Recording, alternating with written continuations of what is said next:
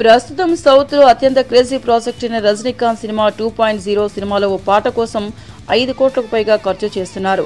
400 కోట్ల బడ్జెట్ తో నిర్మిస్తున్న సినిమా కావడం సాధారణంగా శంకర్ సినిమాల్లో పాటలన్నీ ఓ రేంజ్ లో ఉంటాయి కాబట్టి ఆ మాత్రం బడ్జెట్ అవడం మామూలే.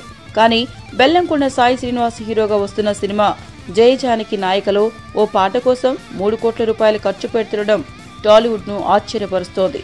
మాస్ చిత్రాల దర్శకుడు బోయపాటి శ్రీనివాస్ డైరెక్షన్ లో వస్తున్న జై జానకి నాయిక సినిమా కోసం ప్రొడ్యూసర్ మిర్యాల రవీందర్ రెడ్డి ధారాళంగా ఖర్చు పెట్టేస్తున్నారు. ఈ సినిమాలో డిస్కో బాబు సాంగ్ కోసం విశాఖపట్నంలో బీచ్ ఫెస్టివల్ నేపథ్యంలో ఓ పాట షూటింగ్ నిమిత్తం 3 కోట్లు ఖర్చు చేశారు. ఆర్ట్ డైరెక్టర్ సాహి సురేష్ ఇందుకోసం అదిరిపోయే సెట్ వేశారు. ఈ పాటలో డాన్స్ చేయడానికి లండన్ నుంచి 300 మంది డాన్సర్లను తీసుకొచ్చారు. ప్రేమ్ రక్షిత్ ఈ పాటకు కొరియోగ్రఫీ అందించాడు. జయ జానకి నాయిక సినిమాలో బోయపాటి శ్రీను గ్లామర్ డోస్ కూడా బాగా పెంచాడు.